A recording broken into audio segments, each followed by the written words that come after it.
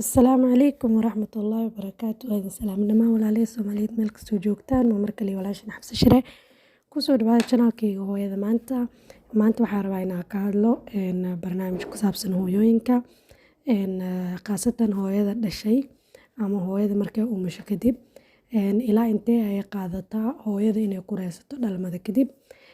Horta marka ugu horeyso waa inaa ogaataa hooyada markay uur yeelato oo ilmo ay dhasho waxaa xasuusataa inay hooyadan sameysay cunug kaamil ah ilaahay qudradiisa ay ku sameysay kabacdina ay banaanka keentay.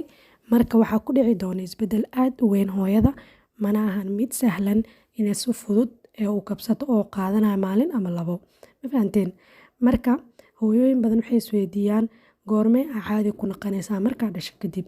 Yacni hooyada intaysan uurka yeelan ka hor siday ahayd iyo markay uur yeelato iyo markay dhasho kadib isku mid maahan bataatanbo oo aad ayay isku bedeshaa jir ahaan iyo maskax ahaan wax walba oo ayada ku saabsan waa uu isbedelaa. Marka hooyooyinka badanaa oo cusub kuwii hore wax u dhalay ayaga way ogyihiin oo way la qabsadeen Soomaalian. Laakiin barnaamijkan wuxuu quseeyaa hooyooyinka cusub si ay u ogaadaan ugu qaadanin wax la yaab leh oo ay iska warhayaan jirkooda waxa ku imaanaya isbedelada ku dhacayo maadaama qofkan wixii ku cusub yihiin. Marka waxaan usoo gudbinayaa si hooyada hadhow at least uga hesho qish yar oo hadhow ay la yaabin wixii soo wajihi lahaa. Marka jirka ibnaadanka marka hore isku mid maahan dadkana isku si uma reystaan. Qof dhaqso iska reysanayo qofna waqti ayay ku qaadataa. Qofka marka uu dhalana sidoo kaleeto isku si uma dhalaan hooyooyinka oo waxaa jiro hooyo ilaahay uu u fududeeyo oo dhaqso iska dhasho iyo hooyooyin waqti ay ku qaadato jirkooda oo foosho ama ku dheeraatay ama markay dhalaysa xataa si aada loo jaray ama hooyooyin ayaga cunuga markay soo riixayeen oo la jarinba oo cunugii xoog oo u jaray. Ma fahantay? Mar walbana waxay ku xiran tahay cunuga xajmigiisa, hooyada meeshay ku dhashay, isbitaal may ku dhashay, dadka yargareynaa maa la joogay. Marka waxyaabo badan ibnaadanka isku mid maahan, qof walba meeshuu joogo qofka kale ku mid maahan. Adiga experience-ka maanta aad haysatid ka qof kaleeto mid ku haysto isku mid maahan. Laakiin hadda meeshan waxaan ka hadlaynaa waxyaabo general ah si oo hooyada hadhow at least ay u haysato fikir wixii soo wajihi doono. Marka hooyada waxaa waaye marka ugu horeyso horta waa inay bogaadisaa nafteeda maadaama ay soo saartay ibnaadan dhan oo kaamil ah. Marka waxaa la rabaa hooyada markay dhasho waxaa isbedelaya jirkeeda iyo maskaxdeeda jadwalkeedii waxeedoo dhan isbedelayo inay caadi ku laabatan waxay qaadanaysaa waqti aad u dheer badanaa waxay qaadataa lahaa 4 ilaa 6 isbuuc oo anagana aan u naqaano 40ka. Hooyada umusha waxay ka baxdaa 40ka Soomaan. Marka 40kaas waa inta ay hooyada ku reysato. Laakiin hooyooyin qaar waxaa jiro aan reysanin 4 ilaa 40 oo ilaa ay ku qaadataa sanad inay reystaan. Bas maxaan dhahay mar walba waxay ku xiran tahay qaabka u dhashay sida u dhashay cunuga dhashay intuu la ekaay dadka isku mid maahan. Ma fahanteen? Marka hadii aad dhaqso reysa weysid ha dhihin dadka intaas ay ku reysteen ani maxaa u reysan waay. Factorska ku soo wajahay iyo factorka hooyada kala wajahay isku mid maahan. Marka qaar waxaa dhacdo oo kale hooyada markay dhasho muruq caloosheeda ku yaalo uu boodo muruqaasna waxay qaadataa waqti aad badan inuu reysto 2 bil ilaa sanad asagana inuu reysto oo booskiisa uu ku laabto. Waxaa kaloo jiro hooyada markay dhasho uterus-kaada ama womb-keeda maxaa la uterus wuxuu ahay ilmo galeenkeeda waxay qaadanaysaa inuu 4 isbuuc ilaa 6 isbuuc booskiisii hore uu ku laabto oo yaraado. Marka hooyada ay dhashay markii inuu caloosha xudunta hoosteeda ayuu joogaa womb-ga.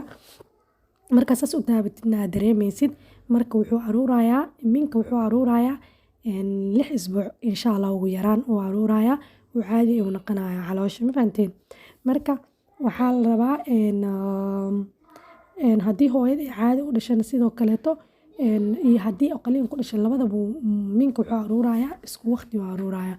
Marka hooyada caadiga u dhashay waxaa la rabaa inay biyo kulul isticmaasho. Hooyada caadi u dhashay waxaa la rabaa inay isticmaasho biyo kulul si maxaa la hadhow markii la tolay oo gari la isticmaalo badanaa hooyooyinka cusub waa la tolaa oo waa la jaraa xataa haddii la jarin ayada halis waxay ugu jirtaa inay isjarto. Marka qof oo ugub oo caadi toos cunugeeda u soo baxo waa naadir. Ma fahantay? Dhif iyo naadir waayo oo badanaa hooyooyinka waa la jaraa haddii la jarin ayada isjarto. Marka hadhow waxaa lagu sameynaa qodbeen ama waa la qodbayaa oo waa la tolayaa meeshii la tolo waxay u baahan tahay xanaaneyn fara badan oo cadaadiska badan laga ilaaliyo oo fadhiga tirada badan laga ilaaliyo. Hooyada markay musqusha isticmaalaysana ee biyo kulul ee isticmaasho ma fahanteen kuleelka iyo huurkan ay ka ilaaliso badanaa oo dhar khafiif oo dabacsan oo jilcan inay gashato haddii oo gashanaysid wax oo aad iskaga celisid maxaa la dhahay dhiigga imaanayo umusha kadib inaad gashatid wax jilcan suuf jilcan ama wax oo fudud ama bahalaha loogu talagalay always hooyada umusha loogu talagalay inay gashato si cadaadiska uga yaraado. Maxaa kaloo jiro maxaa la dhahay hooyada waxaa kaloo isbedelayo hormoonada jirkeeda ku jiro yacni hormoonska uurka intay hooyada leedahay way ay kacsan yihiin oo kor ayay jiraan markay dhasho kadibna hormoonada hoos ayay soo aadaan waxayna keeni kartaa hooyada dabeecaddeeda inay isbedesho oo yacni dhaqankeeda uu isbedelo ama xanaaqeeda uu farabato. Waxaa kaloo dhici karo hooyada inuu ku dhaco wax la dhaho baby blues yacni inuu iyada murug iyo walwal ay dareento inay cunugeeda u baqdo ama nafteeda u baqdo waxyaabo badan ayaa la socdo umusha oo ma ahan wax sahlan. Marka hooyada haddii ay hesho dad taageero fiican ama garab fiican siiyo garab istaag fiican siiyo oo waqti siiyo oo nasasho ay hesho oo cunugna marka qaar laga qabto oo la seexiyo oo la dhaho seexo waxaa laga yaabaa in ay kareysato. Laakiin depressionka ama walwalka hooyada ku dhaco xilliga asagana wuxuu qaataa ilaa hooyada umusha ka baxdo. Marka waxaa la rabaa hooyada inaan la dhihin waa iska yeelyeelaysaa oo hooyooyinka qaar waxaa ku dhaco oohin oo way iska ooynaysaa bilaa xad oo yacni mana oga sababta keenta laakiin waa depressionka ama walwalka ku dhaco xilliga umusha. Marka ma maqlino waxaa kaloo jirto hooyooyinka inuu markay dhalaan lafahooda way isdadaayaan oo lafihi ayaa dabcayo waayo cunugaas hadhow markuu soo bixi lahay lafaha ilaahay qudradiisa oo way ay dabcaan si cunugaas hooyada si fudud oo ugu soo dhaafo. Hooyooyinka waaweyn oo dhahayo maqalno ani lafahayga way isdadaayeen oo macnaha ilmo badanaa dhalay marka lafa isdadaayska waxaa keeno xilliga dhalmada oo hooyada waxaa bilaabmay jirkeeda inuu dabco marka uu ku dabco ha la yaabin oo waxaa kaloo dareemaysaa dhabar xanuun fara badan waxaana la socda waxaas dhan jirka isbedel ku imaanaya ayaa keenaya. Waxaa jira hormoon jirka soo saaro oo loo yaqaano relaxin hormoonkaas ayaa keeno inuu jirka uu isdadabciyo. Hormoonka jirka uu soo saaro oo loo yaqaano relaxin ayaa ah midka saameynta ku leh inuu lafaha jirka oo hooyada uu isdadaayo. Marka qof waxaas oo dhan wajahayo isbedelkaas dhan intaas la eg uu ku dhacayo wuxuu u baahan yahay waqti aad u dheer inuu reysto oo ma ahan wax oo labo maalin ama maalin lagu reysanayo sida hore usoo sheegnay.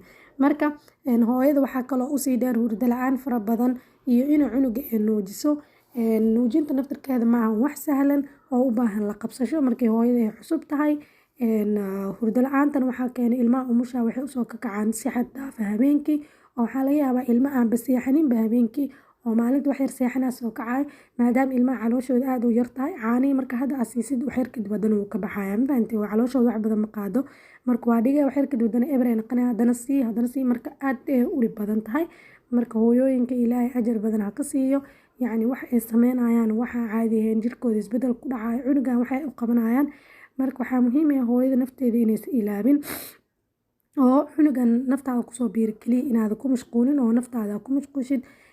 Haddii ay rabto hooyada inay dhaqso reysatana waxaa muhiim ah inay qaadato daawooyinka dhakhtarka usoo qoray inay nasasho badan ay hesho inay waxyaabo culus qaadin inay yacni exercise-yada waaweyn iska ilaaliso inta umusha ay ku jirto oo haddii aa isleedahay jirkaaga wuu isbedel calooshiyaa weynaatay ani waxaan rabaa jirkayga hore inaan helo sax waaye jirkaaga hore inaa heshaa rabtaa laakiin waxay u baahan tahay waqti waxaana muhiim ah in hooyada ay sugto ilaa ay si fiican u reysato jirkeeda uu dhakhtarkeedana uu ku dhaho hadda kadib waa sameyn kartaa exercise fudud yacni xataa maaha exercise culus.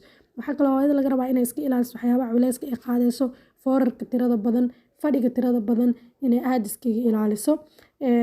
Waxaa kaloo muhiim ah cunto isku dheelitiran hooyada inay cunto waqti fiican ay hurdo oo sida aan sheegay dadka la joogo hooyada waa inay caawiyaan badanaa hooyooyinka umusha ee Soomaalida especially Soomaaliya joogto horta waxay helaan dad garab siiyo ama hooyadeed ama walaalaheed ama dhinaca ninkeeda inay caawimaad ka heshaa laga yaabaa marka hooyada mar walba jaanis ay hesho ee hurdi karto ha hurdo hana nasato waxaa kaloo fiican inaad qaadatid multivitamins vitamino badan inaad qaadatid because jirkaaga vitamin badan oo u baahan yahay marka uurka leed keliya maahan even markaa dhashid waxaa u baahan tahay vitamino aada u badan marka waxaa kaloo ogaataa hooyo dadka iyo adiga isku mid matihiin qof walbaba waxaa waaye shaqsi waaye adiga intaa ku reysanaysid iyo qof kale inta ku reysanaya isku mid ma ahan cunugaaga iyo cunug kaleta isku mid ma ahan mar walba waxaa qaadataa qof walba shaqsigiisa si gooniya inuu u shaqeeyo oo si gooniyana u reysto marka tartiibtaada naftaada ha cadaadinin ha ciqaabin